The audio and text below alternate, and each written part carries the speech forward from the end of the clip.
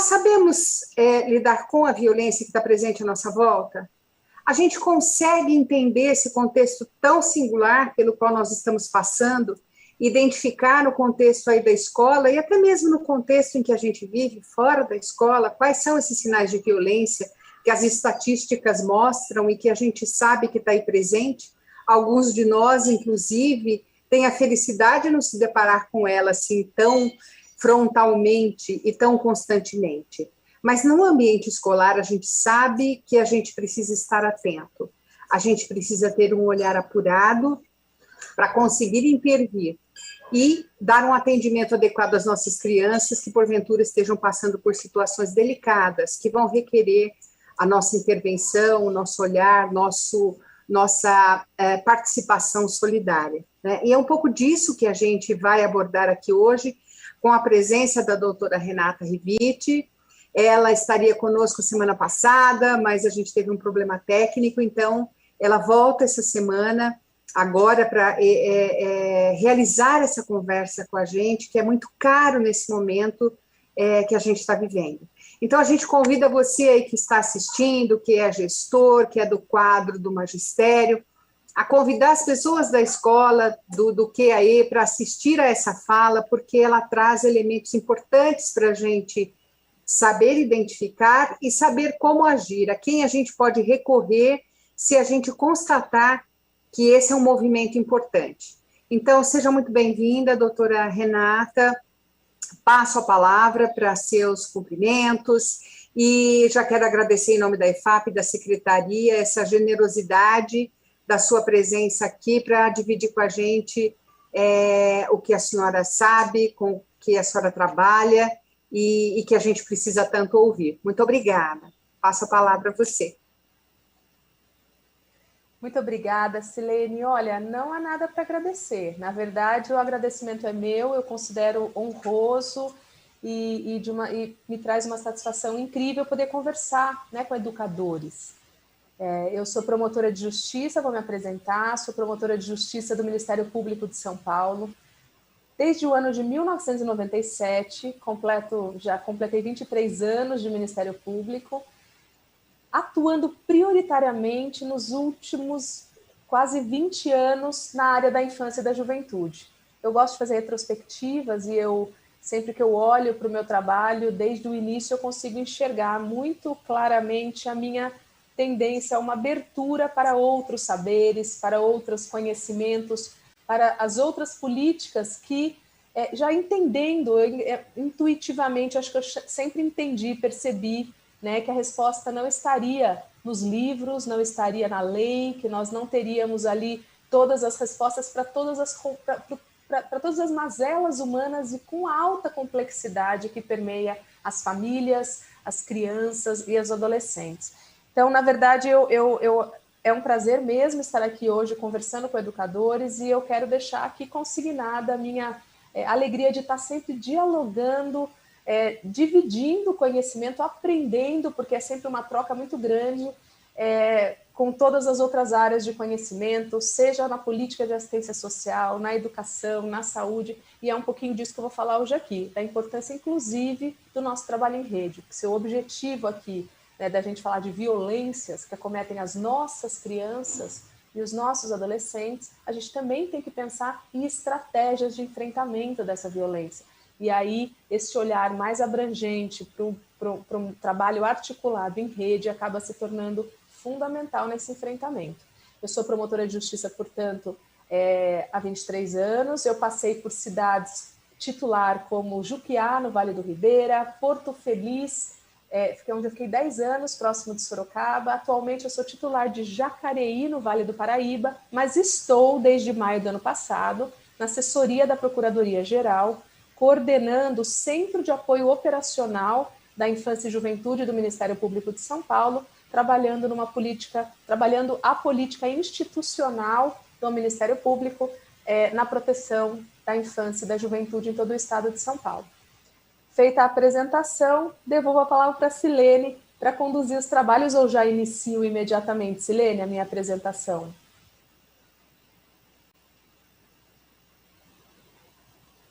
Você já vai poder começar a sua apresentação. Mas eu queria alertar a todos que nós temos um colega da IFAP lá no chat, atendendo e compilando lá as questões, né, para que você possa depois, na meia hora final, responder essas questões, ouvir os comentários e tecer os seus. Você fica à vontade para começar e o pessoal à vontade para ir se manifestando lá no chat, tá ok? Tá ótimo, Silene, muito obrigada. Preparei uma apresentação hoje, peço auxílio para disponibilizar essa apresentação na tela para todos. Eu preparei essa apresentação hoje e devo seguir com vocês o seguinte roteiro, né? Primeiro, passar pela legislação por trás do que nós temos de legislação de enfrentamento à violência contra crianças e adolescentes no Brasil hoje, no nosso ordenamento jurídico. E aí, a partir daí, as várias formas de violência existentes, algumas que nos causam mais preocupação do que outras, mas todas elas deveriam ser igualmente objeto da nossa preocupação e intervenção. E aí, na sequência, eu vou passar para algumas formas de enfrentamento de um trabalho em rede e na sequência, abro a palavra, então, para considerações e perguntas, tá bom? Por favor, o primeiro slide.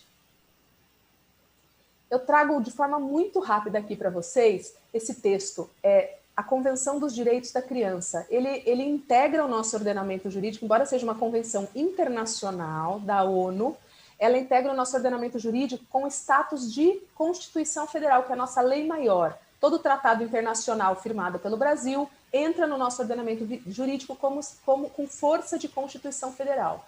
Esse tratado ele é muito relevante. É o primeiro tratado internacional que reconhece crianças e adolescentes como sujeito de direitos. Ele é de 1989, entrou em vigor em setembro de 1990 e o Brasil foi o primeiro signatário dessa convenção internacional. O primeiro, e na sequência já veio o ECA, o Estatuto da Criança e Adolescente, que espelha e muito, e é considerado uma das legislações de ponta no mundo inteirinho, todos os comandos desse compromisso assumido pelo Brasil no cenário internacional.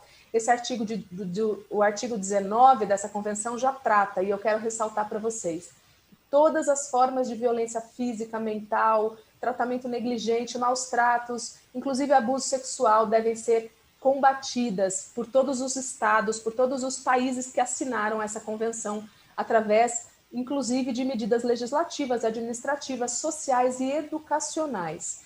Vale dizer que essa é a convenção de maior sucesso na história do mundo. Foram 196 países que assinaram essa convenção e o Brasil foi o primeirão, vindo ali naquela onda da Constituinte, da nossa Constituição Federal de 88, que no artigo 227, embora a nossa Constituição seja de 88, essa convenção de 89, mas era um momento que estava fervilhando no mundo o reconhecimento das nossas crianças e adolescentes como sujeito de direitos. E eu vou passar, por favor, o slide para vocês verem o que diz o nosso artigo 227 da Constituição Federal, que as pessoas da época, que na época deve se lembrar do que foi o nosso processo constituinte de 88, e especificamente em relação a esse artigo 227, teve um movimento que o mundo noticiou no Brasil, o movimento dos meninos de rua, que caminharam por Brasília, que tomaram o Congresso Nacional, defendendo que fossem enxergados como crianças e adolescentes sujeitos de direitos. Vale a pena ler sobre isso, foi um movimento lindo, me arrepia relembrar. E esse artigo 227 da Constituição Federal, ele foi uma conquista de muitos anos de luta no Brasil e também com reflexo internacional. Ele reconhece aqui o dever, a obrigação de todos nós, sem exceção, porque fala em dever da família, da sociedade e do Estado, ou seja, todos nós, não sobra ninguém, né, de assegurar a toda criança e adolescente, em caráter, portanto, de universalidade, o direito à vida, e aqui elenca vários direitos fundamentais. Parece incrível que a gente precisou falar na nossa Constituição Federal que criança tinha direito à vida. Não parece incrível? Direito à saúde, direito à educação, à dignidade, ao respeito. Parece incrível, mas precisou ser dito, porque antes disso não havia nenhuma previsão legal de direito nenhum para a criança que era considerada propriedade dos pais ou, quando o menor carente infrator, sob o poder do Estado, que não reconhecia nenhum direito, mas tratava sempre de uma forma muito punitiva e nada protetiva as nossas crianças e adolescentes. Então, esse artigo 227, ele veio para reforçar o direito das crianças e obrigação de todos nós de garantir com absoluta prioridade, diz esse artigo, única situação de prioridade absoluta reconhecida no nosso ordenamento jurídico para crianças e adolescentes, e ainda a nossa obrigação de colocar todas as crianças e adolescentes a salvo de toda forma de negligência, discriminação, exploração, violência, crueldade e opressão. Pode passar, por favor. Eu vou passar muito rápido, só para citar, para vocês saberem. O próximo slide, ele mostra o Estatuto da Criança e do Adolescente, alguns artigos aqui também, reforçando o direito da criança de não ser explorada, de não ser violentada, de não sofrer crueldade nem opressão, e o dever de todos no artigo 70 do ECA de não só proteger, mas prevenir. Nós temos que prevenir violências e violações. Pode passar, por favor. Já que a gente está falando de violências contra as nossas crianças, eu trago, vocês devem se lembrar do movimento que teve em 2014, com a morte do menino Bernardo no Sul. Ele foi assassinado com 11 anos de idade, foi drogado, uma mistura de sedativos e depois morto, numa situação que depois se apurou de extremo maus tratos, que todo mundo sabia que essa criança sofria, mas ele precisou morrer, e isso não foi denunciado e nenhuma providência tomada na época, e ele morreu. E isso causou tanta comoção que acabou gerando essa lei Menino Bernardo, que alterou o nosso Estatuto da Criança e do Adolescente para expressamente prever, no artigo 18, que a criança e o adolescente tem o direito, olha só, um novo direito trazido pela lei. O direito, e a todo direito corresponde uma obrigação, direito de ser educado e cuidado sem uso de castigo físico ou de tratamento cruel ou degradante. E aí, vocês podem ler isso com calma depois, eu não vou me estender, mas vem aí uma série de previsões no Estatuto da Criança e do Adolescente, alterado pela lei, reforçando que nenhuma criança deveria ser tratada de forma cruel para fins de educação. O próximo slide traz o marco legal da primeira infância. É uma lei importantíssima que nós temos. Eu trabalho muito essa legislação com os educadores, os profissionais que trabalham na educação infantil. Essa lei ela é inteirinha baseada em achados da ciência, tem muita ciência neurológica, inclusive, por trás dessa legislação, do impacto das experiências vividas nos primeiros anos de vida, na saúde física e mental dessas crianças ao longo da vida dela inteira. Então, essa legislação ela é super protetiva e traz aí um olhar de maior prioridade ainda, urgência e acolhida de crianças nos primeiros 6 anos de vida. E o Marco Legal da Primeira Infância, por óbvio, reforça, né, que toda criança tem que ser protegida de toda forma de violência e traz, né, mais uma vez, a obrigação do trabalho articulado em rede, quando fala de criação de estratégia de intersetorialidade na promoção do desenvolvimento integral e prevenção e proteção contra toda forma de violência. Pode passar. E aí a gente tem, já estou passando essa parte mais chata de lei, mas eu acho que a gente tem que trazer esse apanhado legislativo do nosso ordenamento jurídico, porque respalda as nossas ações como pessoas e como profissionais. Em 2017, entrou em vigor, na verdade entrou em vigor em 2018, teve um ano que a lei foi promulgada, mas demorou um ano de vacatio legis e entrou em vigor em 2018, a lei que é conhecida como a Lei da Escuta. É uma lei que tem esse nome porque ela garante uma escuta protegida de crianças e adolescentes, a gente vai ouvir isso, vai falar sobre isso um pouco mais adiante, mas é uma legislação que traz muito mais do que o direito da criança de ser escutada. É uma lei que ela remexe todo o nosso, ela reordena todo o nosso sistema de garantia de direitos, distribui obrigações para as várias políticas e garante que as crianças, ela é uma forma de materializar e executar, né, a prevenção e a proteção de crianças em situação de violência. Ela é baseada também em compromissos internacionais assumidos pelo Brasil, toda uma sistemática de diretrizes internacionais, é uma lei de ponta, tem respaldo internacional e ela traz ali mais direitos ainda para as nossas crianças, né? Além do direito de ser protegida, essa lei vem e traz direitos específicos, está escrito ali no artigo 2º, vocês podem ler no finalzinho, direitos específicos à condição de vítima ou testemunha de violência. Então, para além dos direitos que as crianças já têm, elas ainda ganharam mais alguns e a gente vai ver isso mais adiante. Pode passar, por favor? Esse é um estudo da Unicef. Ele é de 2017. O nome desse estudo é Um Rosto Familiar, a violência da vida das crianças e adolescentes. É um apanhado feito no mundo inteiro, trazendo dados de violência contra crianças e adolescentes. E por que eu estou trazendo esses números? São muito assustadores, são alarmantes, traz números de violência física, psicológica, sexual e até infanticídio e homicídio de crianças. A título só de exemplo, e nesses slides vocês vão ver que a gente tem um link para vocês acessarem todas essas legislações e pesquisas que eu menciono. Vocês devem ter acesso a esse documento, vocês vão conseguir localizar todos esses documentos. Mas olha que números preocupantes que eles trazem. 25% de crianças de 2 a 4 anos em todo o mundo, ou seja, cerca de 300 milhões de bebês, são regularmente submetidas à disciplina violenta. Aproximadamente 6 em 10 crianças, 250 milhões, são submetidas à punição física como forma disciplinar. 9 milhões de meninas entre 15 e 19 anos foram vítimas de alguma forma de violência sexual. E por aí vai, né? Vocês podem ter acesso a isso, vocês podem ler isso com calma depois. Mas tem mais. No próximo slide, a gente vê aqui, segundo dados extraídos pela Sociedade Brasileira de Pediatria, através da ficha SINAM, que são dados do Ministério da Saúde, que reúne elementos de violência, dados da saúde para fins de política pública, esse documento traz aí, de dezembro de 2019, mais recente, uma média de 233 agressões diárias contra crianças e adolescentes. Em 2017, a soma desses 3 tipos de registro chegou a 85.293 notificações, sempre reforçando que o ambiente doméstico é o mais preocupante, onde a maioria das violências esmagadoras acontece, sempre envolvendo pessoas do círculo familiar próximos da vítima, são os principais algozes dessas crianças de todas as formas violentadas. E aí também aqui a gente tem números muito alarmantes em relação a toda forma de violência contra as nossas crianças. Pode passar. Esse é um estudo que a gente tem do Globo, também baseado em ficha SINAM, que chega a trazer, gente, 3 meninas violentadas, crime sexual, 3 por hora, 72 por dia. Então, a gente está falando aí, eu estou trazendo esses números porque, olha só, em 88, a gente garantiu, na nossa Constituição Federal, a lei mais importante, que as crianças fossem protegidas com prioridade absoluta e postas a salvo de qualquer forma de violência. Eu já falei aqui muito rapidamente o Estatuto da Criança e Adolescente, que já completou 30 anos, a gente já falou, esse ano completa 31, falei do marco legal da primeira infância, falei dessa lei de 2017.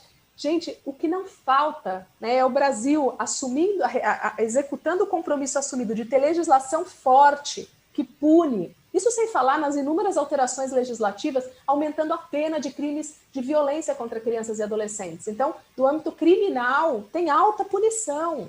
As penas todas agravadas e aumentadas quando é voltada contra a faixa etária de crianças e adolescentes. Inclusive o ECA teve uma série de alterações para incrementar crimes sexuais, inclusive no âmbito online, para pegar toda forma de violência contra as nossas crianças.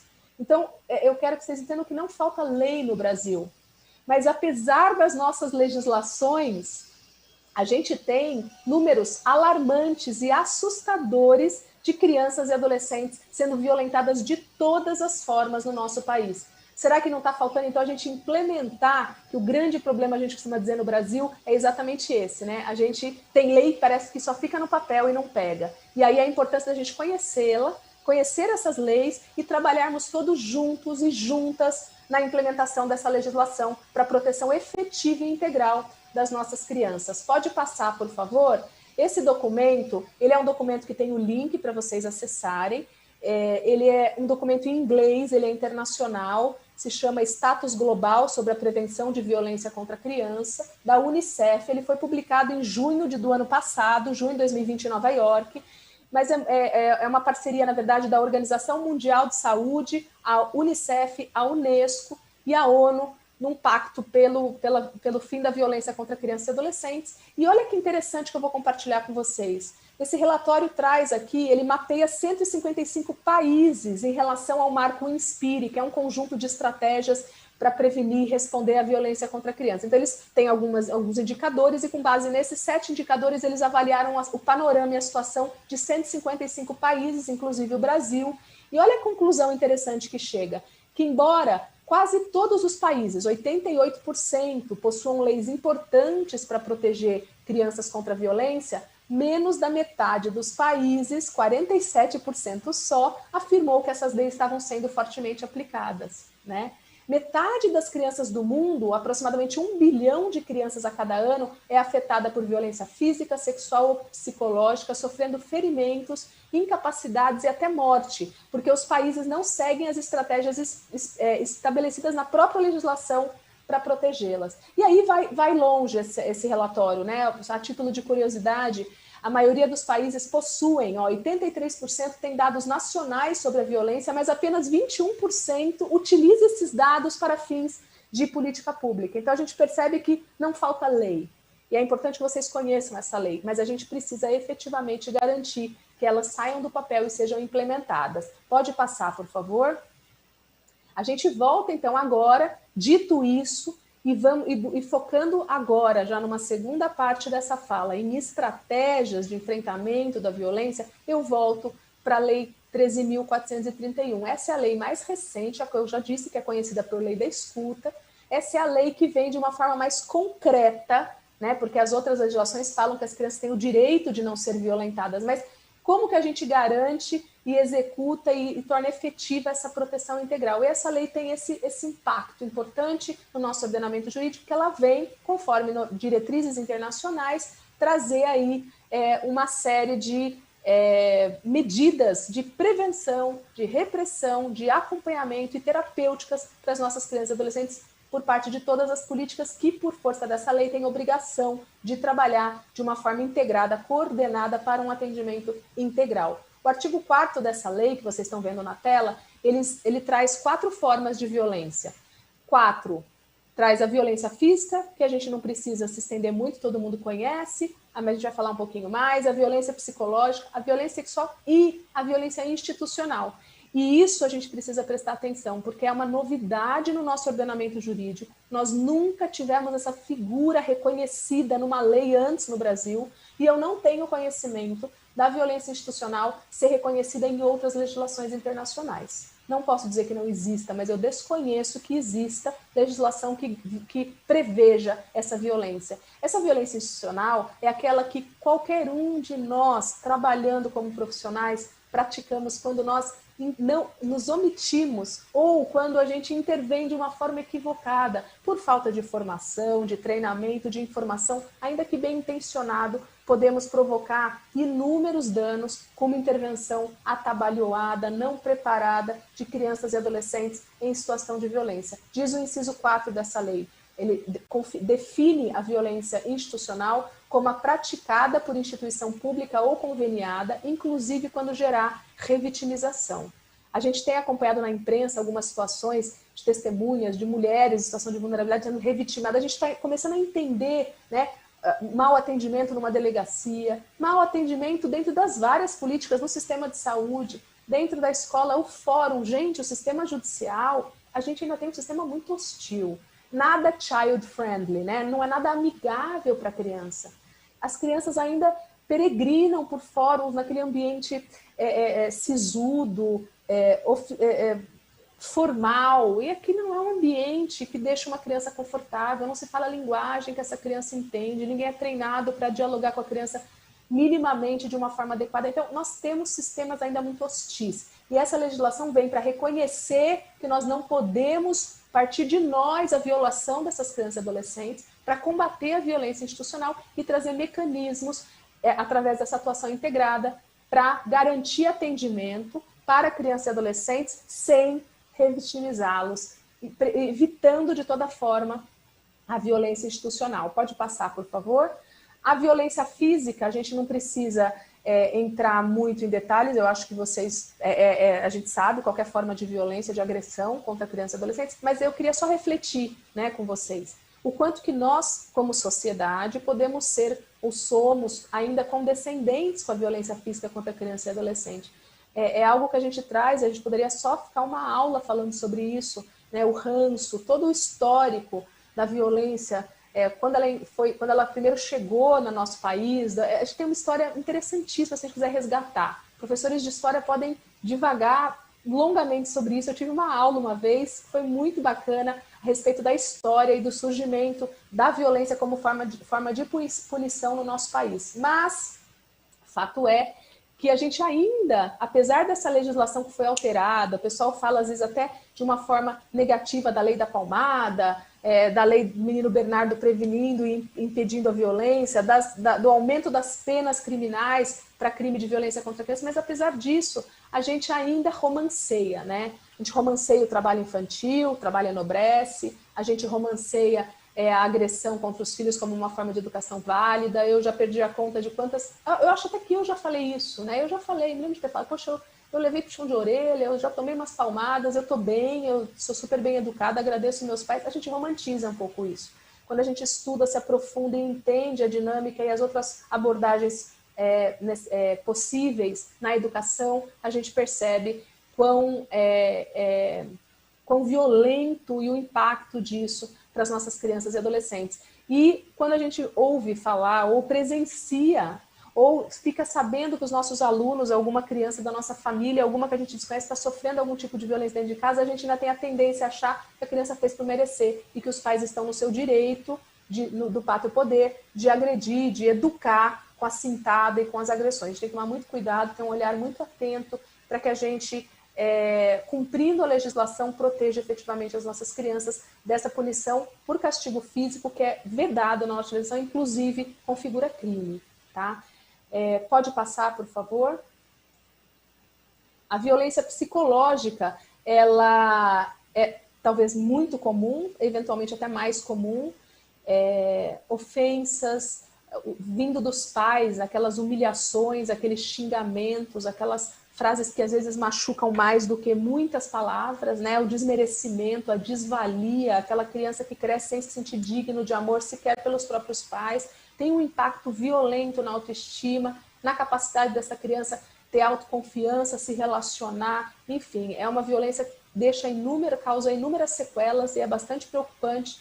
E a gente também precisa ficar atento em relação à violência psicológica, chamando a atenção aqui para a letra C, que é considerada a violência psicológica o crime violento contra um membro da sua família, colocando, portanto, aquela criança que seria, em tese, né, testemunha de uma violência doméstica praticada contra a mãe dela, dentro de casa, contra a avó, contra o vô, enfim, uma violência doméstica por algum membro, em relação a algum membro da família dela, a gente às vezes acha que a criança testemunha, não é. Ela é vítima de violência psicológica, ela também está inserida num ambiente de violência, e a gente não pode deixar de pensar do impacto negativo. Aliás, num estudo que eu fiz fora do país, o meu estudo final, o meu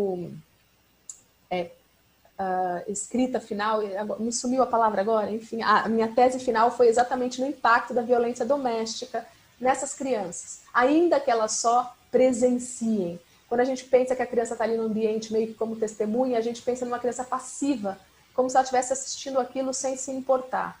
E a ciência mostra, né, que ela sofre a violência, e por isso que essa lei é feliz em colocar como vítima de violência psicológica. Ela não é testemunha, ela também é vítima de violência psicológica, porque aquela violência naquele ambiente hostil, tenso, de gritos, de agressão, aquele ambiente hostil dentro de casa, impacta diretamente o desenvolvimento físico e mental dessas crianças, gera ansiedade, gera inúmeros abalos na saúde mental dessa criança, que vai impactar diretamente o comportamento e a capacidade ou não capacidade dela de prestar atenção numa sala de aula, de ter foco, de conseguir entender, de conseguir aprender, e como ela vai se comportar em relação aos gatilhos e as formas agressivas de agir. É bastante preocupante. Estudos mostram que a criança ali, quando está naquele ambiente hostil, ainda que não seja violência voltada diretamente contra ela, mas se ela estiver ouvindo, estiver no quarto dela escutando a gritaria, se ela estiver vendo a mãe no dia seguinte com o olho roxo, deprimida, gente, a violência impacta os vínculos da criança com a família, com a mãe, com o pai. É de fato, e esse vínculo da criança com a família é algo que a gente sabe que é fundamental para um desenvolvimento saudável, físico e mental, de um ser humano, tem sequelas por uma vida toda. Então, é bastante preocupante quando a gente pensa nas várias formas de violência psicológica que as nossas crianças estão submetidas dentro de casa e que vai repercutir na sala de aula, principalmente nesse momento pandêmico, que eles estão primordialmente dentro de casa, em lares que a gente sabe que houve aumento de violência pela convivência ali muito grande, sem aqueles ambientes públicos de convivência onde eventuais violações poderiam ser percebidas. Então, eu estou bastante preocupada de como que a gente vai conseguir acolher e lidar com os relatos e com as situações de violência que vão aportar para a gente nos vários serviços, seja na educação, seja na saúde, seja na assistência social. Pode passar, por favor. A violência sexual, ela é prevista nessa legislação de 3 espécies de violência sexual seria o gênero, e ela prevê o abuso sexual, a exploração sexual comercial e o tráfico de pessoas. A exploração sexual comercial, a diferença da exploração sexual comercial e do abuso sexual, em ambos as crianças são vítimas de abuso. Ela é abusada e ela é explorada em ambas as situações, né? A diferença é que na exploração sexual comercial, na letra B prevista dessa lei, a criança ela recebe algum tipo de troca por ser usada sexualmente pelo agressor. Seja uma atenção especial dentro de casa, seja um benefício num lar violento, só ela não é agredida porque ela é boazinha com determinada pessoa, ela recebe favores e vive melhor por conta disso, seja um pacote de bolacha, porque a exploração sexual comercial está altamente ligada à imensa vulnerabilidade, inclusive principalmente econômica, seja uma troca financeira, qualquer que seja o benefício que essa criança receba para ser explorada sexualmente dá o caráter comercial e, portanto, encaixa na letra B desse inciso do artigo de lei. E o abuso sexual é o abuso sexual que predominantemente esses números que nós temos no Brasil conversam internacionalmente, é um número internacional unânime, que é exatamente o fato de acontecer dentro de casa. A gente tem o mito da criança sendo estuprada por um maluco, por um estranho, por alguém na rua que pega e abusa. Não é a maioria, nem de longe, dos casos que a gente tem. Eu tenho trabalhado com isso há pelo menos 7 anos, de uma forma muito próxima, e é impactante de ver que o número de violência sexual com as nossas crianças dentro de casa, por pessoas da família dessas crianças, num nível pandêmico maior, maior que a Covid. A gente tem números também internacionais. No Brasil tem várias pesquisas. Algumas falam, na verdade, a notificação, a subnotificação é muito grande, e fala-se, né, alguns estudos projetam aí que apenas 10% da violência sexual é relatada. Números da ONU e internacionais falam em 2% de violência sexual relatada. Gente, 2%, 98% a gente não está sabendo que existe. E ainda assim, sendo 2% ou sendo 10%, os números são assustadores. Eu mostrei para vocês as pesquisas de registro SINAM, do Globo, da Sociedade Brasileira de Pediatria. A gente chega a ter 72 por dia ataques de violência sexual contra meninas, contra crianças, contra adolescentes no Brasil. E a gente está falando em pelo menos 10% só de notificação. Então, é assustadoramente pandêmico, afeta as nossas crianças dentro de casa e a gente não está ainda preparado para ouvir e dar a acolhida e a credibilidade necessária para essas crianças quando elas tentam falar ou tentam dar sinais da violência que elas estão sofrendo.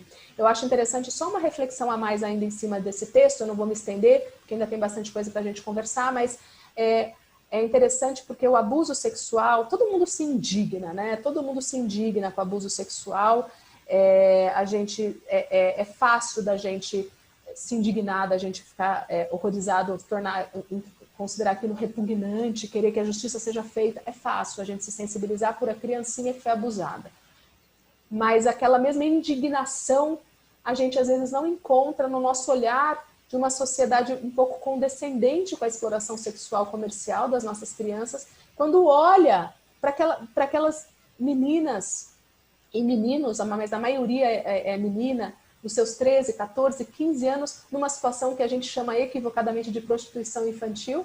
Prostituição pressupõe consentimento válido, que uma menina não tem condição de dar, e a gente associa aquilo a algo da agência das meninas, algo que elas queiram fazer, e olha com com um certo preconceito que eventualmente nos impede de dar a proteção que essa criança precisa. A reflexão que eu faço, essa menina de 13, 14, 15, 16 em situação de exploração sexual, invariavelmente foi uma criança abusada no passado, a gente falhou em proteger lá atrás. A menina que chega nessa situação de exploração, e os números por trás dos estudos, por trás disso, são muito fartos em mostrar que quando chega nesse ponto, essa criança já sofreu toda forma de violação, de violência, de todos os tipos, para chegar nesse ponto. A gente não deu conta lá atrás, empurrou, hoje está numa situação que a gente olha, não protegemos antes, mas agora a gente olha com certo preconceito, achando que a menina quer estar naquela situação. Mas quando a gente entende a dinâmica e o fenômeno, a gente reflete quão omisso estamos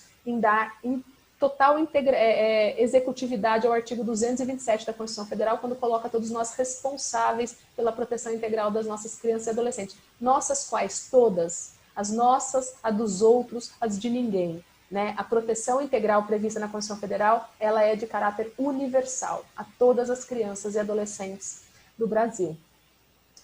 Aliás, a propósito, fica aqui uma dica, né, de um documentário que eu não sei, vocês talvez conheçam, mas é sensacional, chama-se Um Crime Entre Nós. Ele é da Maria Faria Filmes, que tem aí um repertório incrível de filmes todos muito reflexivos e sensibilizantes nessas temáticas de infância e adolescência, mas esse Um Crime Entre Nós, ele é um sucesso, ele pode ser encontrado gratuitamente na Videocamp, na plataforma da Videocamp. Inclusive, de forma gratuita é possível fazer cadastramento para fazer uma exibição coletiva desse filme para várias pessoas, e é imperdível. Ele é um documentário de 1 hora mais ou menos, foi feito de uma forma muito interessante, prende a atenção, não é maçante, é gostoso de ver. E o legal é que quando a gente termina esse filme de 1 hora, a gente está muito reflexivo e repensando e revisitando vários dos nossos conceitos, que mostra quem é essa criança, essa adolescente em situação de violência sexual. Acho que é um filme que vale a pena para qualquer pessoa, em qualquer circunstância, conhecer aquilo. E, Um Crime Entre Nós é o nome, por quê? Porque está no nosso nariz, do nosso lado o tempo todo, e a gente não se dá conta, a gente meio que naturaliza ou banaliza aquela situação de exploração sexual. Pode passar, por favor? Focando um pouquinho mais agora nesse slide, no abuso sexual, eu acho interessante também a gente pensar o seguinte: o abuso sexual, gente, é outro mito que eu quero refletir e quebrar com vocês, né? O abuso sexual, a gente também tem, às vezes, a ideia de achar que o abuso sexual ele é um fato que acontece. Então, num determinado dia, o abusador pega aquela criança, pega aquela adolescente, pratica o ato de forma forçada, com intenso sofrimento, e aquela vítima daquele abuso sofre, dá sinais, fica em depressão, e a gente tem esse mito de ser algo, um fato específico, acontecido de 1 hora para outra, e com intenso sofrimento para a vítima, né? E eu acho que está na hora da gente entender um pouquinho mais esse fenômeno, tirar um pouco esse entendimento que existe sim, essas violências violentas, né? Do ponto de vista físico, forçado, tem sim, mas é interessante a gente também enxergar que o abuso, na maioria das vezes, ele é um processo, a gente pode chamar de um processo que tem fases, e se a gente se aprofundar nesse estudo, a gente observa muitos pontos em comum, e quando a gente entende como é que o fenômeno funciona, a gente começa a enxergar os sinais com muito mais clareza, né? Então, geralmente, esses abusos em situação doméstica, que é a maior parte dos abusos sexuais, como eu já falei, começam literalmente com uma fase inicial de envolvimento, sabe? É a paquera. Vamos fazer uma tradução, uma metáfora horrorosa, que não deveria ter comparativo, mas é no seguinte sentido: introduz ali, é legal com a criança, é simpático, e eu tô falando, gente, em criança, no feminino, o agressor no masculino. Tem gente que se incomoda com isso. Não tem mulher agressora? Tem sim, tem. Nós temos números de mulheres agressoras. Tem meninos violentados? Muitos. tá? Então eu quero fazer esse recorte. Mas é que eu tô no masculino e feminino porque ainda do ponto de vista de agressor, os números são muito díspares. A maioria esmagadora, infelizmente, e aí a gente poderia estudar a fundo o porquê disso, mas fato é que a maioria dos agressores são do sexo masculino. Isso é um fato, não sou eu que estou dizendo, e é por isso que eu estou usando no masculino. Tá? Não se sintam ninguém ofendidos ou ofendidas. Na verdade, eu reconheço que existem mulheres agressoras, mas estou mencionando o masculino para me ater à situação mais comum. Enfim, geralmente existe um período aí de envolvimento, de confiança, de ganhar a confiança dessa criança, de ser legal, de dar pequenos presentinhos, de tratar de uma forma diferenciada e etc. Passa depois por uma fase mais de sedução, né? E a gente consegue observar claramente, né, o quanto a criança vai ficando vinculada emocionalmente àquela pessoa, aí pendura no pescoço, vamos sair com o tio, vamos passear com o pai, enfim, e vai, a criança vai. E vai feliz, então você nem imagina que aquela criança possa estar no nosso mito de achar que a criança, se estivesse sendo abusada, ela odiaria a pessoa. Depende, porque tem uma fase de sedução, de ganhar confiança, de ganhar o carinho. Aí a dessensibilização. Agressores, predadores sexuais sempre mencionam essa fase de dessensibilização. É algo comum a todos os agressores. É aquela hora em que vai colocando a mão cada vez, vou fazer coceguinha, vai brincando, mas as mãos vão se aproximando cada vez mais das partes íntimas das crianças, como uma forma dela ir acostumando com aqueles toques que vão ficando cada vez mais invasivos, né? Mostram muitas vezes fotos ou filmes pornográficos. Inúmeros casos que eu acompanhei na promotoria tinha essa fase de ver vídeo pornográfico, meio que para banalizar e naturalizar os corpos nus em contato, né, os toques nas partes íntimas. Muitas vezes aquela interação, coloca no colo, faz coceguinha, passa a mão na criança, na frente da família, do pai, da mãe, dos irmãos, como uma forma de passar o sinal para a criança de que tá tudo bem, todo mundo tá vendo, todo mundo concorda, fique, né? Nada digno de nota, não precisa contar que eu estou fazendo isso porque eles estão vendo, né? Então vai naturalizando todo aquele contato e aí entra na fase de uma interação sexual mais efetiva, né? Sexo oral do agressor em relação à criança é muito comum. A criança sente prazer, gente. A criança sente prazer, ela não tem nenhum tipo de malícia, ela não tem ainda maturidade sexual, mas ela sente, aquilo pode ser prazeroso. E é de uma pessoa que ela gosta, uma pessoa que está brincando com ela, ela não tem noção da violência, ela pode aderir àquele tipo de situação. Vai sempre vir acompanhado de um segredo, esse é um segredinho nosso, vamos brincar só a gente. Isso é muito comum, o segredo está sempre presente nessas situações de abuso sexual. Eu não me lembro de nenhum que não tivesse essa questão do que a criança, que depois não se apurasse, que tinha esse pacto de silêncio, é muito comum, né? Então são fases que podem perdurar anos, gente, anos. Tem crianças que começaram um processo de abuso com 4, 5 aninhos e que foi efetivamente chegar a uma conjunção carnal, um ato sexual completo, quando a menina já tinha 12. Só que até lá não tinha vestígio, não tinha, a criança era virgem, não tinha como fazer um exame e constatar. A criança muitas vezes não tinha ciência nenhuma de que aquilo era algo ilícito, então ela também não contava que tinha um segredo. A gente não sabe, está acontecendo, está ali acontecendo. Alguns sinais, não vai ser aquela criança triste, deprimida, não vai. Esse tipo de criança que está interagida numa situação, que está interagindo numa situação para ela então positiva, é uma criança que eventualmente vai demonstrar uma sexualização mais aflorada, vai querer falar muito disso, vai ficar com muita brincadeira de toque nas partes íntimas dos coleguinhas. Algumas crianças se masturbam em sala de aula de forma excessiva, elas vão mostrar uma sexualidade maior, mas não serão crianças deprimidas, não ficarão com nenhum ranço num primeiro momento do agressor. Então é interessante a gente entender, porque se essa criança de 4, 5 anos que está brincando e ela fala alguma coisa sem querer e a gente acha aquilo super suspeito, mas ela não vai saber contar que aquilo é uma violência, não vai ter testemunha, se a gente fizer algum exame não vai dar nada, a pessoa vai negar a todo custo, sempre alguém acima de qualquer suspeita, também o mito de que é um monstro é errado, né? São pessoas extremamente sedutoras, interessantes, com bom convívio social.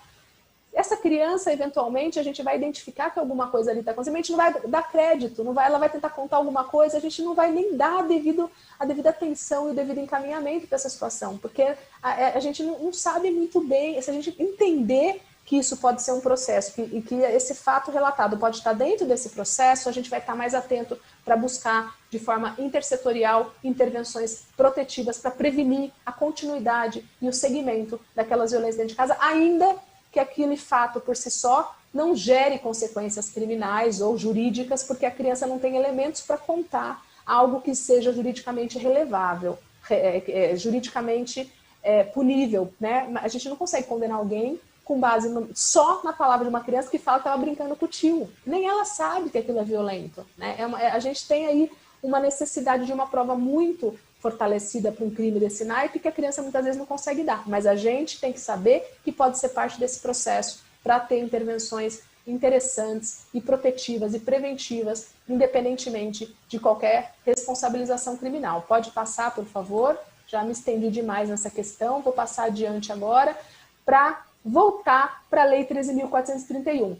Como eu disse para vocês, essa lei ela entrou em vigor em 2018, ela normatiza e organiza todo o sistema de garantia de direitos da criança ou do adolescente vítima ou testemunha de violência. E ela traz ali mecanismos, olha, ela expressamente fala, cria mecanismos para prevenir e coibir, ela também traz, estabelece medidas de assistência e proteção a toda criança e adolescente em situação de violência. Então, ela não é uma lei criminal, ela não traz crime ali, ela diz quais são as violências e ela traz mecanismos para a gente dar executividade à proteção integral e à prevenção de violências. Como eu já disse, inclusive trazendo novos direitos específicos à condição de criança e adolescente vítima de testemunha.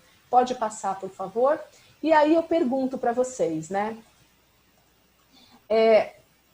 O artigo seguinte, depois que fala das formas de violência, ela traz duas formas de escuta dessa criança. E aí, uma reflexão interessante, que eu acho que se eu vou falar algo que eu acho que daí vocês vão entender perfeitamente o objetivo dessa lei, né?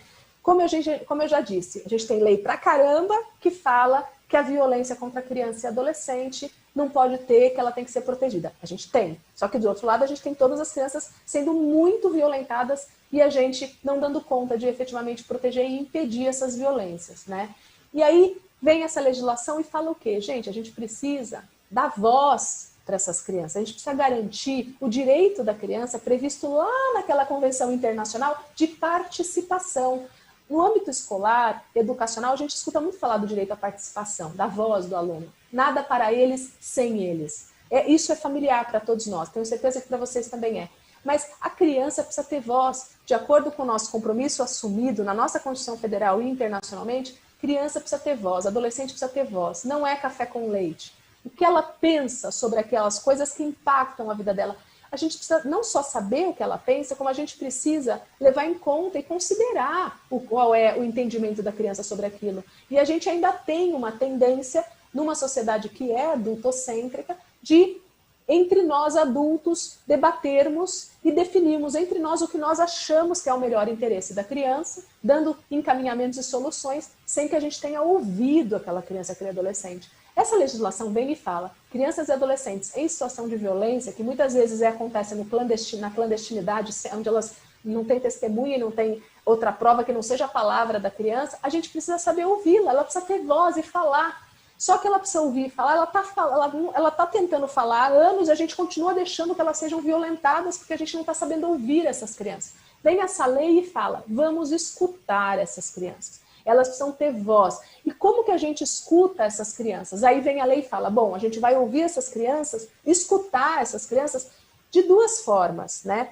A gente precisa saber, a gente precisa que a criança em situação de violência fale para fins de prova, para a gente conseguir, eventualmente, processar o agressor dela, para que a gente consiga, numa ação cível, indenizatória, numa ação de família, em que ela foi agredida por um... Enfim, a gente precisa saber, a criança precisa falar sobre a violência que ela sofreu para fins de prova numa investigação ou num processo judicial, né?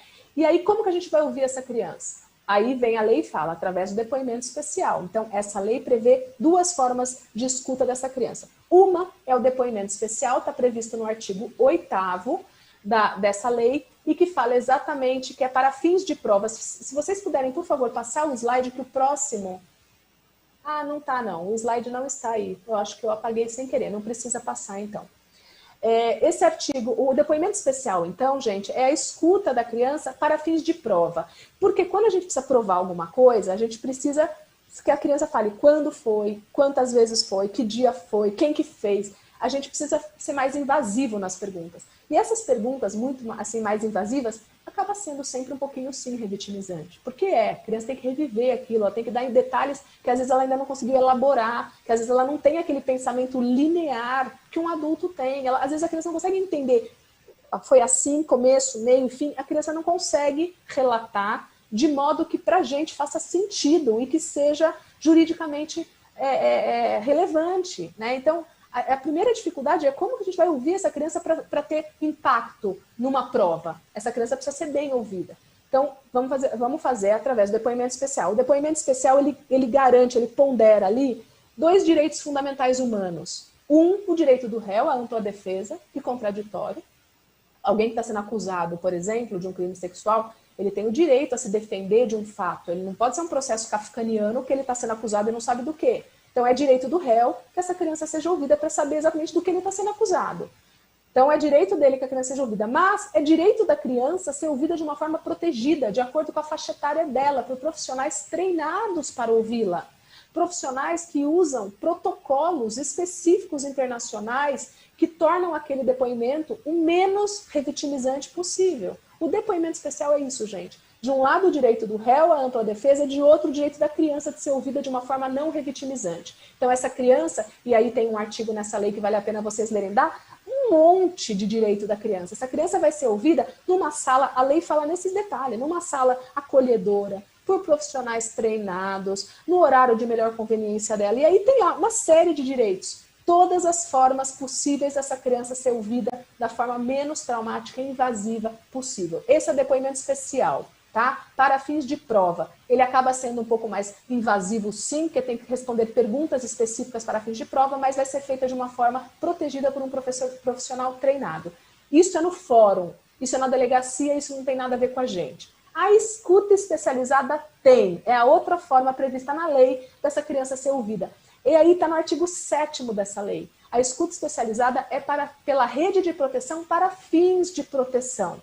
Então vem a lei e fala assim, bom, quando a criança tem algo a dizer sobre a violência que ela falou, a gente precisa saber ouvir essa criança. De um lado para responsabilizar o agressor, de outro para proteger essa criança. Então ela vai ser ouvida pela escuta especializada, pela rede de proteção para fins de proteção e em depoimento especial para fins de prova. A escuta especializada é na rede. E aí é de extremo interesse que vocês da educação, eu estou olhando o horário aqui e estou correndo, vocês entendam a completude a importância dessa escuta especializada.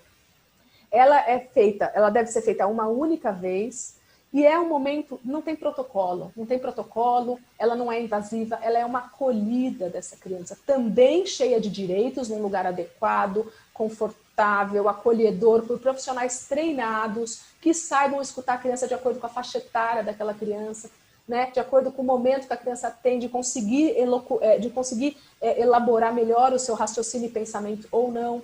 E essa escuta especializada vai ser feita uma única vez e vai ser utilizada por todas as políticas que integram o sistema de garantia de direitos, para encontrar formas de proteção e atendimento integral e integrado pela rede protetiva de atendimento a essa criança. Por quê? Porque no artigo, tem um artigo dessa lei que a gente vai ver depois, que fala expressamente que a criança precisa ser atendida em todas as suas necessidades. Todas as suas necessidades.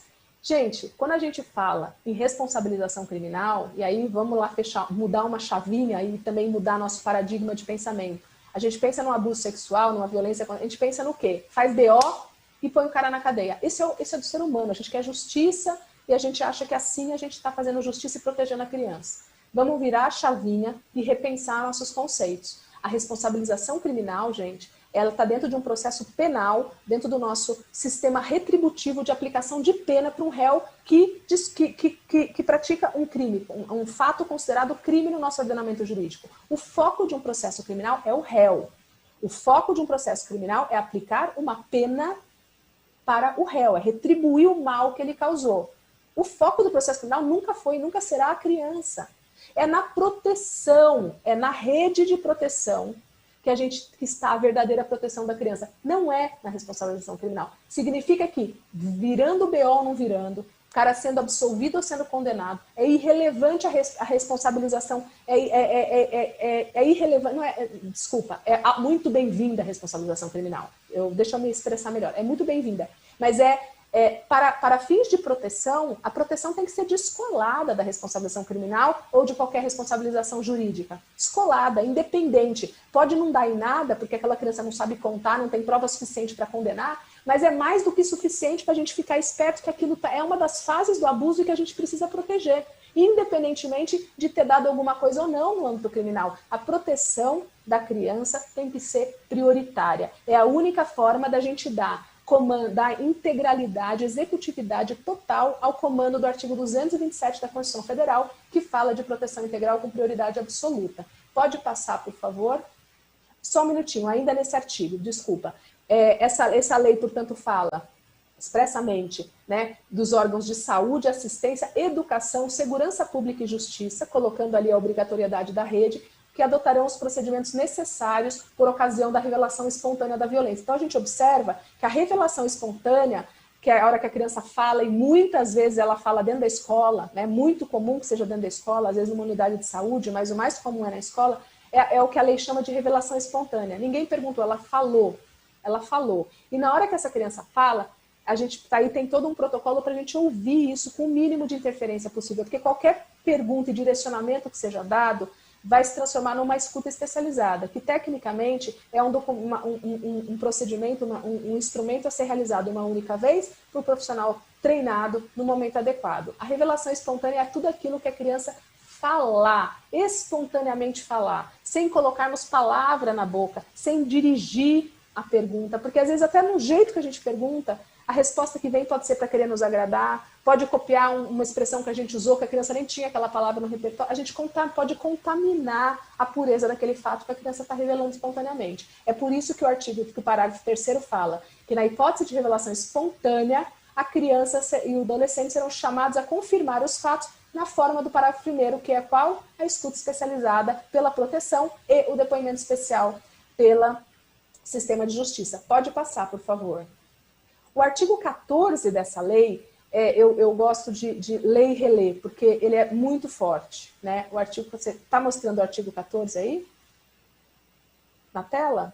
Bom, o artigo 14 fala: as políticas implementadas no sistema de justiça, segurança pública, assistência social, educação e saúde, vejam bem, todas as políticas nominalmente citadas deverão, ou seja, tem obrigação de adotar ações 1. Articuladas, 2. Coordenadas e 3. Efetivas. Não basta articular, não basta me articular com os outros serviços, precisa ser coordenado. O que eu estou fazendo aqui já está dentro de um protocolo e de um fluxo institucionalizado que vai ser coordenado com o próximo. O que eu estou fazendo aqui está dentro de um programa de atendimento. Eu encaminho, eu continuo responsável, né? Então são ações articuladas, ações coordenadas e que tem que ser efetiva. E só vai ser efetiva se de fato for articulada e coordenada. Então percebam que a nossa obrigação, como dentro de qualquer uma dessas políticas, que a gente trabalha de uma forma integrada para acolhimento e atendimento integral das vítimas de violência. Pode passar, por favor.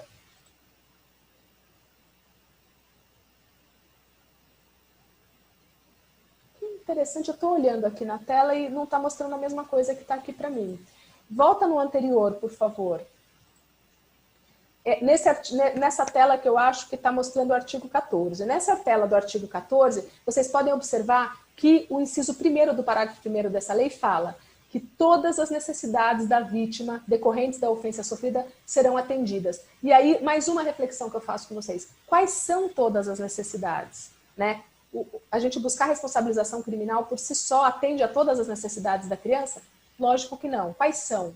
Bom, primeiro que a gente tem que ouvir essa criança pela escuta especializada para a gente saber como que a violência impactou essa criança, como que ela enxerga aquilo, como que ela se sente em relação àquilo, para que a gente consiga, junto com a voz da criança e também mapeando a família, contextualizando, avaliando o risco dentro daquele contexto, a gente consiga entender quais são as necessidades dessa criança. Podem ser necessidades de saúde física, mental, pode ser necessidade pedagógica, porque essa criança está com muita dificuldade de aprendizado escolar, Pode ser são várias as necessidades, nenhuma delas está dentro do processo criminal. Todas elas estão dentro da rede de proteção. E aí a importância dessa articulação de todos nós em ações coordenadas para que a gente consiga atender a todas as necessidades da vítima. Pode passar, por favor, e agora eu estou caminhando para o fim.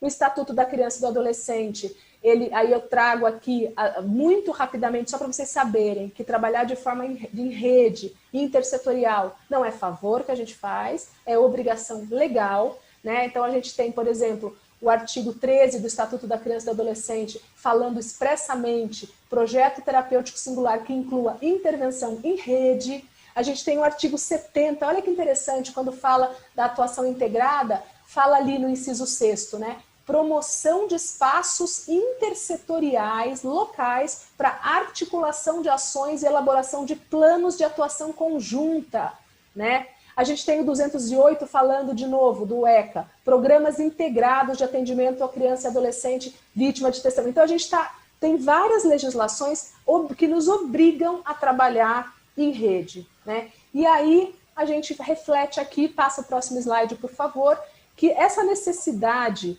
legal de trabalharmos de uma forma integrada em rede, ela decorre, na verdade, pode passar, por favor, ela decorre, na verdade, né, de um princípio, o princípio da incompletude institucional. E é a nossa consciência de que nenhuma política, nenhuma instituição sozinha dá conta da complexidade da demanda. Nenhuma. Eu já entendi faz tempo que não vai ser na justiça que a criança vai ser recuperada, acolhida e atendida na sua integralidade. Sim, terão ações que eu tomarei judiciais no âmbito do Ministério Público que complementarão o atendimento de algumas das necessidades da criança, mas não todas, porque as outras necessidades serão concomitantemente supridas pela educação, pela assistência, pela saúde. Então, a incompletude institucional é algo que a gente tem que ter em mente para entender a obrigação nossa de trabalhar articulado e coordenado com as outras políticas. A gente precisa, portanto, de uma atuação complementar para a garantia da atenção integral e com uma interlocução ativa e propositiva de todos os segmentos, com políticas intersetoriais e interrelacionadas. Pode passar, por favor? Pode passar, por favor? E aí, com muita alegria, eu compartilho com vocês esse guia operacional de enfrentamento à violência sexual. Esse guia foi lançado no final do ano passado no Ministério Público. É um produto, é um documento que é um produto de uma cooperação técnica firmada entre o Ministério Público e o Instituto Alana.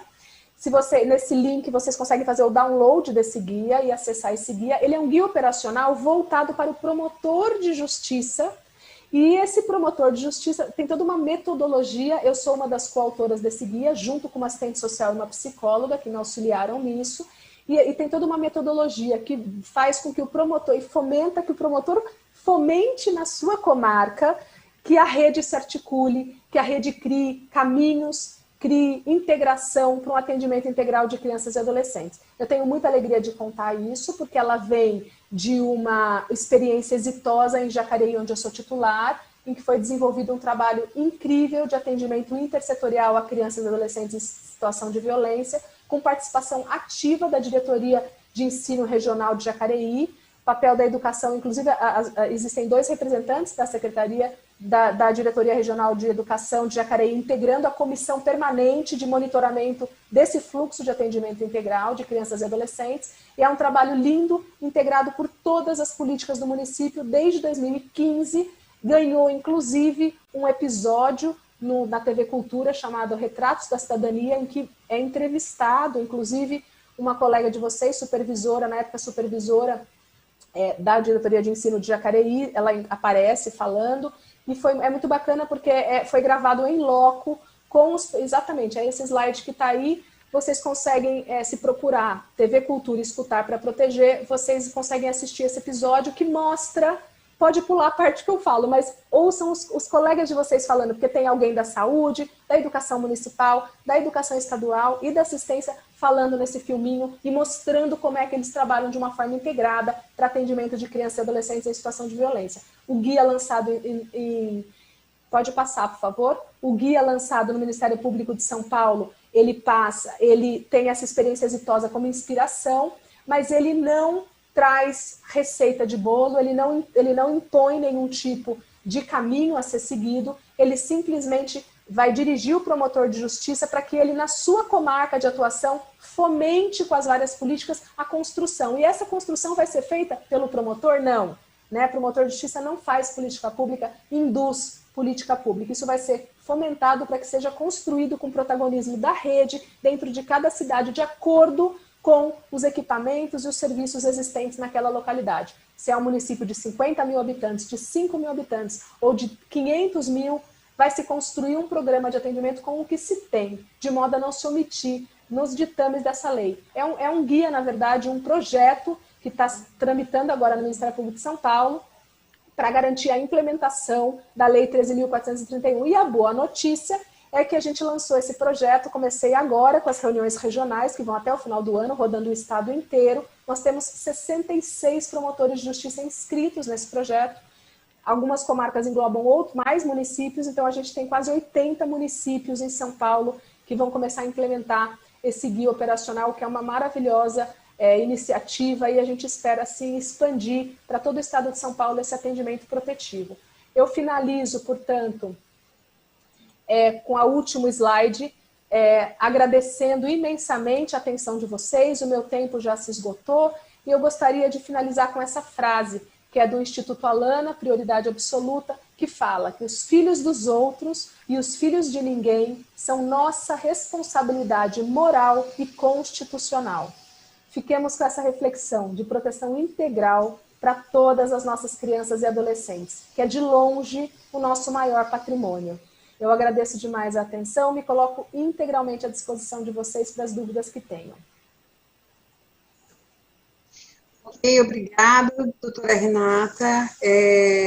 Nós tivemos aqui alguns exemplos até difíceis, né, de serem ouvidos, mas que a gente precisa entender como é que esse processo é complexo, né, e vai caminhando muitas vezes de uma forma sutil, e que essa escuta que nós temos que produzir, né, nós temos que ter uma escuta bastante atenta e delicada, né, e a gente não tem também preparo para isso, então por isso que essa contribuição dessa parceria que a gente tem com vocês, da Justiça e da Saúde, ela é fundamental, né, porque é uma área complexa e a gente já tem um turbilhão de coisas na escola, mas a gente tem que agregar mais essa sensibilidade, porque muitas coisas afloram aí.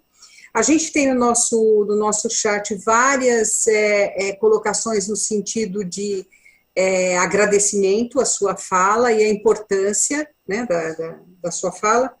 E a gente gostaria de trazer para vocês, para você, nesse tempo que nos resta, uma questão que é a seguinte: a gente tem agora, no momento, a maior parte das aulas acontecendo de forma remota. E você tem já algum comentário que você possa fazer em relação a um detectar de como as crianças se manifestam em relação a essa questão da violência? Já existem casos?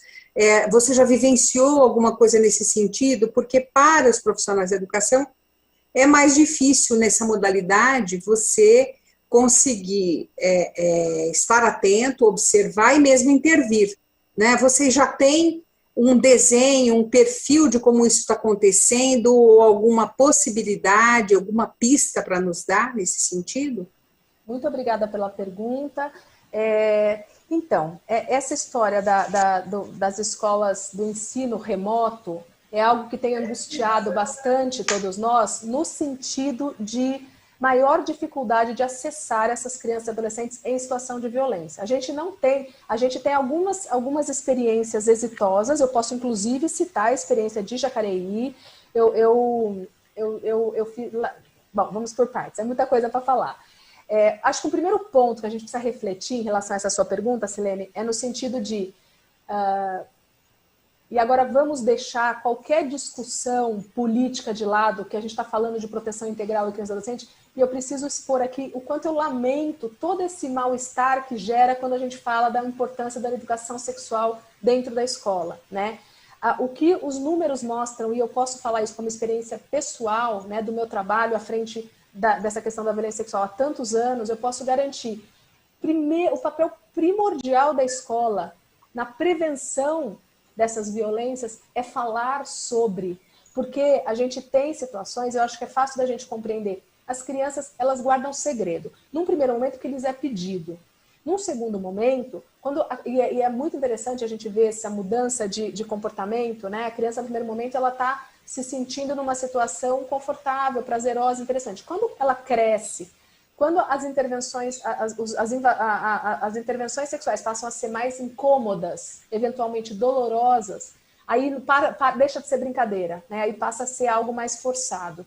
Ainda tem um momento que a criança entende que aquilo é errado, porque ela ganha uma certa idade, ela assiste uma palestra na escola, eu perdi a conta de quantas, assim, de cara eu me lembro, sei lá, de pelo menos meia dúzia, mas teve muito mais de palestras que a gente dá em escola e que daqui a pouco uma criança começa a chorar, o professor vai acudir e a criança fala, isso aí que vocês estão falando acontece comigo, né? A criança não se dava conta, tem um momento que ela se dá conta, porque falou sobre aquilo, quebrou o tabu, a gente precisa falar sobre isso de uma forma transparente e clara, sem tabu, porque é nesse momento que se fala sobre que a criança desperta para o que ela está vivendo. E a gente se depara ainda com muitas adolescentes que, olha que perverso que é isso, às vezes a criança fica anos, e é muito comum vivendo aquela situação abusiva, mas ela não fala e ela até concorda e assente e contribui para aquela situação. Quando ela se dá conta, né, a primeira coisa que os estudos mostram que o agressor fala, ninguém vai acreditar em você, você gostava, você deixava, você acha que vão acreditar em você ou em mim, você não sei o quê. E a criança, adolescente, muitas vezes, se coloca naquela situação de culpa extrema e de muita vergonha. E aí é a hora que a gente observa, em inúmeros casos, a gente tem atendimento específico de adolescentes com automutilação, se cortando, ideação suicida, num intenso sofrimento psíquico, vivendo aquele dilema interno de ter eventualmente contribuído para um abuso durante uma vida inteira e não conseguindo ainda falar sobre. O papel da educação, portanto, é fundamental em levar informação, inclusive nesse momento de aulas remotas. E aí eu posso citar um exemplo, uma situação bem sucedida, que eu tenho muita alegria. Em Jacareí, eu estou falando de Jacareí porque a minha titularidade, onde eu conheço melhor, foi lançado. A gente tem esse projeto de escuta desde 2014, 2015, que a gente chamou de projeto Escutar para Proteger, e a educação lançou paralelamente o Educar para Proteger. E esse é um projeto que todo ano tem o lançamento, o pontapé inicial, em que se abre com uma palestra e se tem aí capacitações periódicas dos professores nessa temática da acolhida, do cuidado, e estimula-se projetos, né, e dentro da escola para se trabalhar com as crianças essa dinâmica. A educação infantil de Jacareí, por exemplo, após uma palestra muito bacana com uma expert nessa temática, acabou desenvolvendo dentro desse Educar para Proteger um trabalho super lúdico, utilizando os personagens e os bonecos dessa autora, Carolina Arcari, o Pipo e a Fifi, muita gente deve conhecer isso na educação infantil, só a título de exemplo. E aí é um projeto permanente na escola. Os pais são informados de que será trabalhado isso e é muito lúdico. Os bonecos falam da parte do corpo, onde que é o toque do sim, onde que é o toque do não, que não pode ter segredo. É algo muito lúdico, mas é muito preventivo e importante, porque as crianças interagem, se divertem, gostam e elas são estimuladas a não permitirem aqueles toques. Se a gente não der essa informação e esse conhecimento, a criança vai ser tocada, né? E ela não vai ter a dimensão de que aquilo é inadequado. Então esse projeto visa estimular que as crianças não permitam ou que contem, jamais guardem segredo em relação a essas situações que elas vivenciem. E existem vários outros projetos assim. Agora na fase remota, por exemplo, a gente tem algumas musiquinhas, teatrinhos e esse diálogo acontecendo também em vídeo, com as crianças interagindo de forma remota em relação a essa mesma temática. O fato de estar remoto não impediu a educação, que eu menciono que tem esse projeto Educar para Proteger, de seguir tanto na capacitação dos professores, quanto em relação ao acompanhamento das crianças. E dentro daquele fluxo integrado que existe em Jacareí, que a educação faz parte, que eu mencionei, por exemplo, eles têm todo um número de quem são as crianças acompanhadas dentro desse programa de atendimento especializado por conta das violências, e o núcleo de assistência multidisciplinar da educação acompanha na casa, faz visitas esporádicas a título de levar as lições impressas e vai verificando como é que estão essas crianças. Então, é uma forma bem sucedida de esse acompanhamento. No âmbito do Ministério Público, a gente emitiu alguns enunciados dentro do Comitê da Infância Protetiva que eu coordeno, do Gabinete de Crise do Procurador-Geral, que alguns enunciados voltados sempre para promotor de justiça, fomentando que esses promotores, nas suas respectivas comarcas, busquem junto à educação que seja construído esses instrumentos de acompanhamento, identificação, ainda que de forma remota. Não é algo, Silene, que a gente, como promotor, vai dizer como fazer a educação, mas pedir que a educação encontre esses caminhos de diálogo, tornando esse assunto na pauta do dia, porque a gente observa muito claramente que quando se fala sobre, as violências vêm à tona. E aí a importância de duas vertentes da educação nesse processo é a prevenção através da informação e criando espaços seguros para que a violência venha à tona, seguros e adequados para que a gente consiga descortinar as violências. Doutora Renata, mais uma questão com o tempo que nos resta aqui, existe um receio do profissional da educação em denunciar. Então, eu acho que a gente não pode fechar esse programa sem que a gente retome assim, no caso de uma suspeita, como é que na escola se deve agir para que a criança seja atendida, haja um encaminhamento e que o profissional se sinta seguro, né, para não estar, por exemplo, ofendendo alguém que, de repente, não tem uma responsabilidade exata por aquilo que a situação está insinuando. Será que você pode contemplar um pouquinho essa questão, por favor? Posso sim, essa sua fala é muito interessante porque é a realidade. Todo mundo tem muito medo de se envolver nessas situações, né? O medo permeia de fato todas esses profissionais, não é só o da educação, na saúde, na assistência, todo mundo tem medo, porque na verdade o medo decorre sempre daquela nosso atrelamento que a gente tem sempre à polícia, de fazer um BO, de fazer uma notificação criminal. Então, inclusive eu conheço, né, uma cartilha da Secretaria de Educação em parceria com a Secretaria a Secretaria de Justiça, com foco na parceria escola-polícia, né? Esse é um olhar válido, mas não é o proposto no guia do Ministério Público, em que a gente coloca num patamar de trabalho integrado a educação com as outras políticas. Porque o que a escola precisa fazer, a escola não precisa, nesse primeiro momento, vai tudo depender de como isso vai ser pactuado naquele território, né? Não vai necessariamente fazer a notícia para a delegacia, mas vai dentro de... Quando a gente tem um fluxo de trabalho, um protocolo de atuação intersetorial, todos os profissionais que trabalham dentro de um protocolo, que sabe o próximo passo, o caminho a seguir, fala que confortável e que seguro que é seguir um protocolo. Porque o medo decorre, Silene, exatamente do fato de não saber o que fazer, com quem que eu falo, aí a gente pensa sempre em fazer BO e polícia, e aí isso gera uma certa ansiedade e insegurança. E na verdade, nem é o caminho mais adequado. Quando a gente tem um protocolo, como vamos agir? Para onde iremos encaminhar? Eu até uso com cuidado a palavra encaminhar, porque quando a gente encaminha, às vezes a gente acha, encaminhou, lava as mãos. E, na verdade, a criança, o adolescente vai passando por esses serviços de atendimento, mas cada um de nós continuamos responsáveis pelo atendimento. Porque essa adolescente vai voltar para a escola, essa criança vai voltar para a escola, e o acompanhamento, o olhar mais atento, a acolhida, a paciência, o cuidado tem que seguir também no ambiente escolar, né?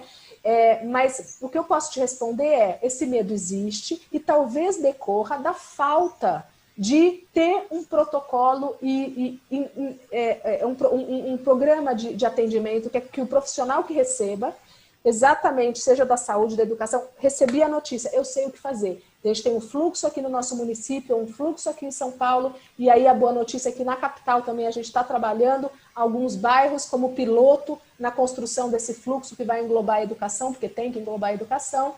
E aí, quando a gente sabe o caminho a seguir, o profissional se alivia, fica muito tranquilo, porque não é algo pessoal dele, é algo institucional.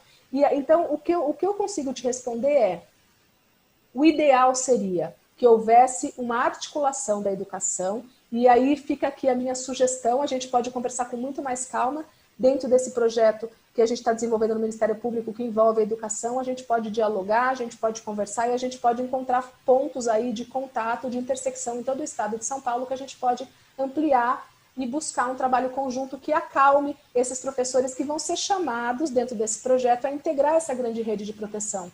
Então, eu acho que o primeiro ponto que eu colocaria é, antes de pensar em fazer o BO, o educador que recebe o presente, a notícia, a bomba, ele precisaria pensar em se articular com a saúde, com a assistência social, para mapear as condições dessa criança, entender o contexto. E vou falar mais uma, experiência própria. Quanto mais a gente protege, a prioridade é a proteção. Prioridade absoluta, proteção integral, artigo 227 da Constituição Federal. Né? Fazer o BO e responsabilizar aquilo, a gente não sabe fazer, a gente já sabe fazer bem. Promotor faz muito bem. Os promotores dentro desse meu projeto que a gente está rodando o Estado estão aprendendo a virar a chavinha e também trabalhar, tão bem quanto na responsabilização criminal, trabalhar na proteção integral. A gente peca em cobrar das políticas todas o seu papel protetivo para além do da polícia e do fórum.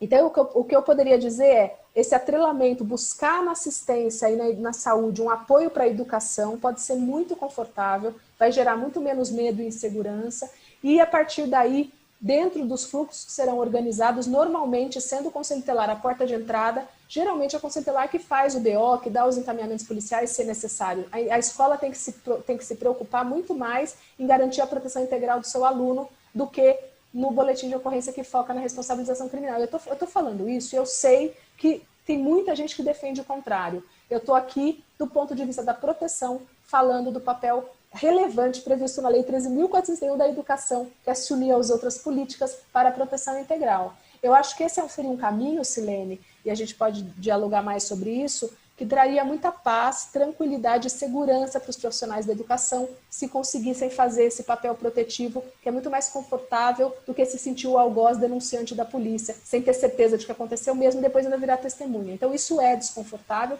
e não é o papel principal da educação. O papel principal da educação, que fique aqui registrado, falo e repito quantas vezes for necessário, precisa trabalhar sim integrado com o sistema de justiça e de segurança, mas prioritariamente e também na proteção.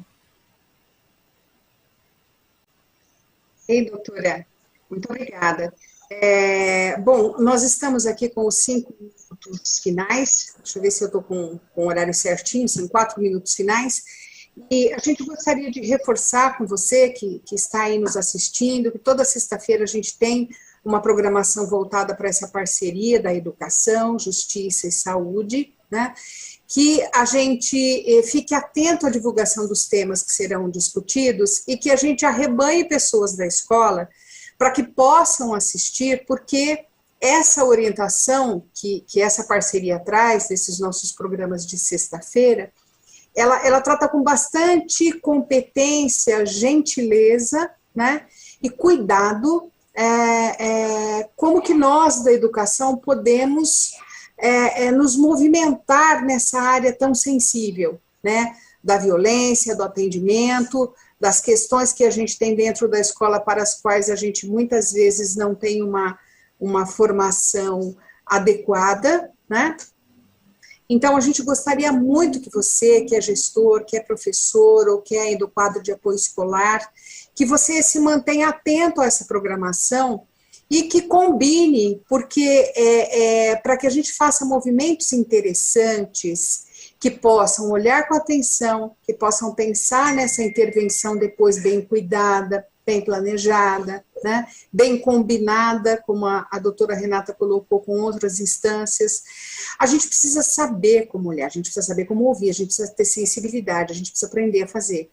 E essa aprendizagem que a gente traz para essa programação de sexta-feira, ela é tão generosa que ela nos abastece com informação e condição e sensibilidade para esse olhar que não está só dentro da escola, né? A gente tem um contexto amplo e diverso fora da escola que requer que a gente tenha um olhar apurado e que a gente consiga intervir de uma forma exitosa em situações que são extremamente complexas e que as crianças muitas vezes não têm, né? Não têm quem possa olhar por elas. Então, como a doutora Renata falou ao final, que os filhos dos outros, né, os filhos de ninguém são responsabilidade de todos nós, eu acho que isso é uma frase verdadeira e justifica que a gente esteja aproveitando essa oportunidade de formação que a gente tem no canal de desenvolvimento profissional para a gente se abastecer. para a gente criar essas ferramentas para poder olhar para a criança que a gente tem à nossa volta, seja dentro da escola, seja em casa, seja com a vizinhança, enfim, né, para que a gente consiga agir de uma forma humana, sensata e bastante assertiva. Doutora Renata, muito obrigada novamente. Eu vou passar a palavra para você, para a sua despedida, para o seu momento final.